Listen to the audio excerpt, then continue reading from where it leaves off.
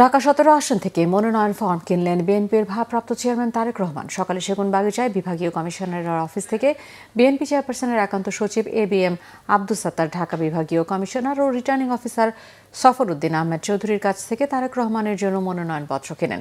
ABM Abdus Sattar জানিয়েছেন, বগুড়া ৬ আসন থেকেও মনোনয়ন ফর্ম কিনবেন বিএনপির ভারপ্রাপ্ত চেয়ারম্যান তারেক রহমান।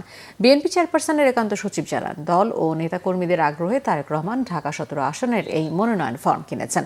আগামীকাল সোমবার এই মনোনয়ন ফর্ম জমা দেওয়া হবে বলে জানান তিনি।